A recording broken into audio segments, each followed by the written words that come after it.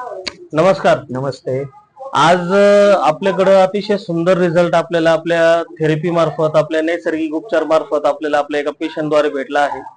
तर आज आपण पेशंट सोबत थोडीशी चर्चा करणार आहोत की काय त्यांचा कसा प्रवास होता, काय त्यांचा त्रास होता आणि आपल्या ट्रीटमेंट नंतर त्यांना कसा रिझल्ट मिळाला आहे. आज आपण आपल्या पेशंट सोबत चर्चा करणार आहोत. सर नमस्कार. नमस्ते.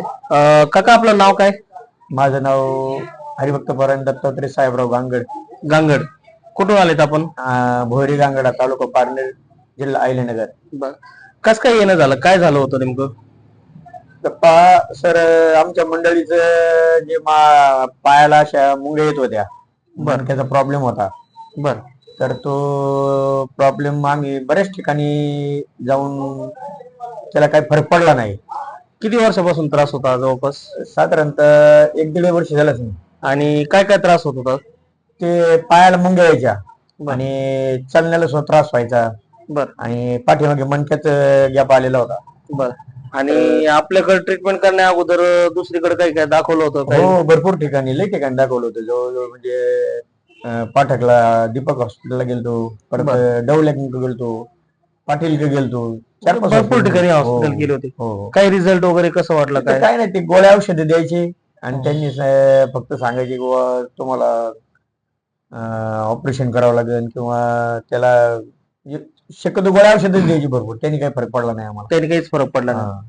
आपल्याकडं ट्रीटमेंटचं कसं कळालं तुम्हाला नेमकं?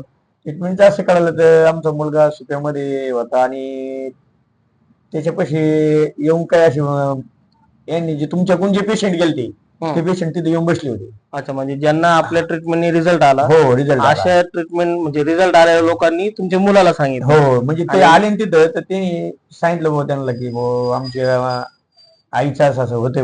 ते म्हणले मग तुम्ही 100% तिथे साई सेवा म्हणून, बर, नगरमध्ये साई सेवा म्हणून क्लिनिक, तिथे डॉक्टर चांगले सय्यद डॉक्टर म्हणून. तर आपल्याबद्दल त्यांनी सांगितलं तुम्हाला? तुमच्याबद्दल सांगितलं आणि मग त्यांच्याकडून पत्ता घेतला आम्ही. बर. आणि तुमच्याकडे अपॉइंटमेंट घेण्यासाठी पहिल्याशी फोन केला तुम्हाला ना, तर तुम्ही म्हणजे 2 दिवसांनी तुम्हाला यावं लागेल. काय बदल वाटतोय सर आता? तर आता बदल असा झाला, आम्ही म्हणजे आता 3रा महिना चालू आहे आपला. बर. तर पहिल्या वेळेस तुम्ही जी ट्रीटमेंट दिली त्यांनी आम्हाला जवळजवळ 30% फरक पडला पहिल्या पहिल्या ट्रीटमेंटला. बर. आणि नंतर गोळ्या औषधांनी तुम्ही नंतर बोलवलं 15 दिवसांनी, त्याच्यानंतर जवळजवळ 70% म्हणायचे म्हणजे. बर. आणि नंतर 50% म्हणजे 50%च राहिले ती. बर. आणि 3ऱ्या चक्करला तर जवळजवळ म्हणजे आता बरंच वाटायला लागलं आता. म्हणजे आज मला वाटतं आपली चौथी चक्कर असावी कदाचित. चौथी चक्कर. आणि काकू पण मला सांगत होत्या की मला जवळपास 80% बरं वाटते सध्या. तर वेदना वगैरे कमी झाल्यात. आपण शेतकरी आहात, बरोबर? शेतातलं वगैरे सगळं काम करता येतंय आता? हो, काम करता येतं. बरं. वेदना कमी झाल्यात, शेतातलं काम करता येतंय. आता ऑपरेशन करायची गरज वाटते का? नाही, ऑपरेशनसाठी तर हे केलं आपण.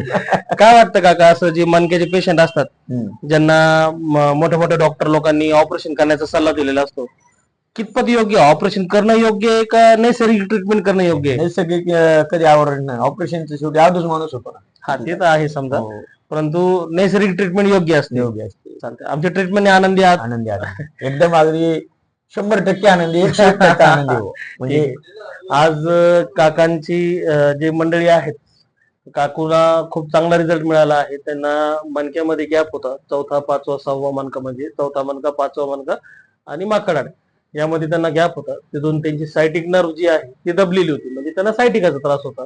सोबत त्यांचं जे कॉकिक्स आहे, म्हणजे आपलं माकड हाडाच्या खाली जे मणका असतो आपला सगळ्यात शेवटचा मणका, त्याला पण थोडासा क्रॅक गेलेला होता, तो पण थोडासा फ्रॅक्चर होता. तर अशा केसमध्ये आपण त्यांना नैसर्गिक पद्धतीने ट्रीटमेंट दिली, काही थेरपीज केल्या, काही आयुर्वेदिक औषधांनी ट्रीटमेंट केली. आणि एवढं सगळं करून आज त्यांना जवळपास 80% त्यांना गुण आहे, 80% त्यांचा रिझल्ट आहे. त्यांना वेदना कमी झाल्या आहेत. शेवटी शेतकरी वर्ग आहे, शेतामध्ये काम करता येत आहेत, घरातले सर्व काम करता येत आहेत आणि हे सर्व नैसर्गिक पद्धतीने झालंय. तर ज्यांना कोणाला मणक्याचा त्रास असेल, हाडांचा त्रास असेल, गुडघ्यांचा त्रास असेल, तर अशा सर्व लोकांनी कमीत कमी ऑपरेशन करण्या अगोदर एक वेळ नक्की भेट द्यावी, असं मी सर्वांना आवाहन करतो, विनंती करतो. धन्यवाद. रामकृष्ण.